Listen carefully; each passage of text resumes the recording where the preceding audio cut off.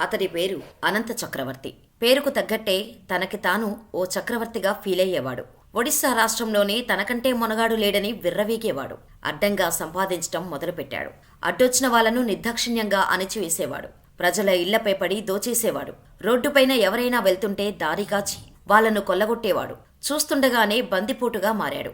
సంచుల కొద్దీ డబ్బు కూడగట్టాడు. ఆ డబ్బు తలకెక్కింది. ఊరిపైన పడి నచ్చిన అమ్మాయిలపై మృగంలా విరుచుకుపడేవాడు. అడ్డొచ్చిన వాళ్లను తన మందతో ఈడ్చిపడేసేవాడు. ఓ రోజు రాత్రివేళ దారిదోపిడీకి చక్రవర్తి పక్కాగా ప్లాన్ వేశాడు. అటువైపుగా వచ్చిన ఓ బస్సుని ఆపాడు. కత్తులు బయటకు తీసి బస్సులో ఉన్న వారందరినీ హడలెత్తించాడు. మీ దగ్గర ఉన్న డబ్బు, బంగారం మొత్తం తీసి ఇవ్వాలని హుకుం జారీ చేశాడు. బెంబేలెత్తిపోయిన ప్రయాణికులు తమ దగ్గర ఉన్నదంతా తీసేస్తున్నారు. కాని ఒక వ్యక్తి మాత్రం మీరు చేస్తోంది తప్పు అని చెప్పబోయాడు. అంతే, నాకే ఎదురు చెప్పేంత మగాడివా అంటూ అతడిపై దాడి చేశాడు.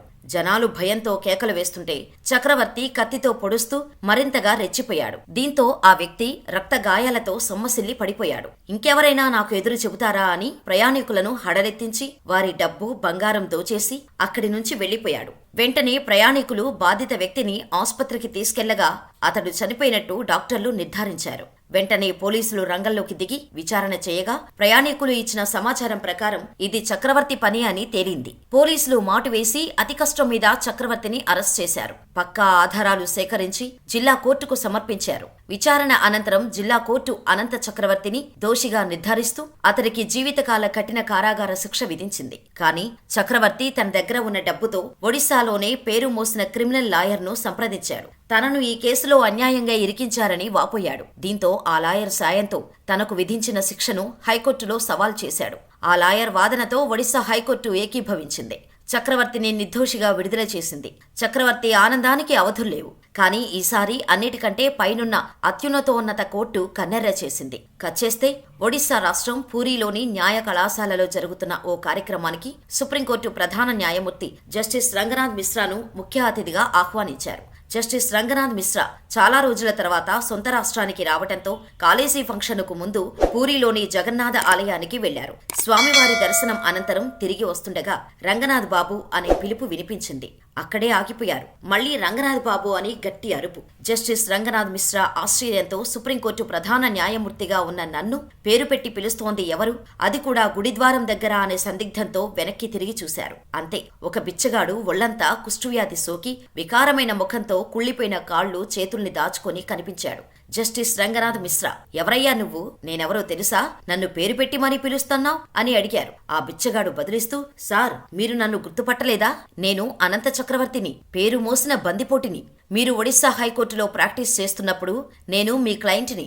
దోపిడీ, హత్య కేసులో నాకు దిగువ కోర్టు జీవితకాల కఠిన కారాగార శిక్ష విధిస్తే మీరు నా తరపున ఒడిశా హైకోర్టులో వాదించారు. ఆ కేసులో నేను నిర్దోషిగా బయటపడ్డాను. హా, అవునయ్యా, గుర్తొచ్చింది. నువ్వేంటి ఇలా అయిపోయావు అని జస్టిస్ రంగనాథ్ మిశ్రా ఆశ్చర్యంగా అడిగారు. అయ్యా, ఇప్పుడు మీకు నిజం చెబుతాను. ఆ రోజున నేనే అతడిని హత్య చేసి డబ్బు, నగలు దోచేశాను. మనుషులు విధించే శిక్ష నుంచి నేను బయటపడినప్పటికీ సర్వశక్తిమంతుడి న్యాయస్థానంలో మాత్రం కఠినంగా శిక్షించబడ్డాను. ఆ రోజు నిర్దోషిగా బయటకు వచ్చిన కొన్నాళ్లకే నేను కుష్ఠవ్యాధి బారిన పడ్డాను. నా శరీరమంతా కుష్ఠవ్యాధి పాకిపోయింది. అవయవాలను కోల్పోయాను. నా కుటుంబం, నా బంధువులు, ప్రజలు అంతా నన్ను అసహించుకున్నారు. అందరూ కలిసి నన్ను ఊరి నుంచి వెళ్లగొట్టారు. ఇప్పుడు నేను రోడ్లపై పాకుతూ ఆహారం కోసం అడుక్కుంటున్నాను. ఎవరూ పెట్టకపోతే పస్తులుంటున్నాను అని అనంత చక్రవర్తి గద్గద స్వరంతో చెప్పాడు.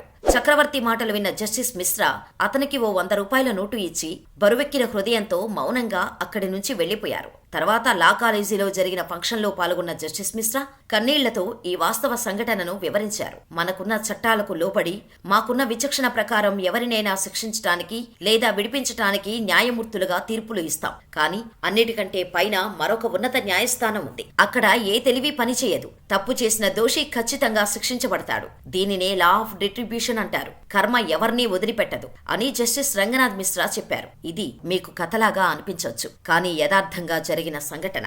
అన్నీ బాగున్నప్పుడు విర్రవీగి చివరికి ఘోరంగా పతనమైన వాళ్లు మీ జీవితంలో తారసపడితే వాళ్ల వివరాలు మాకు కామెంట్ రూపంలో తెలియచేయండి.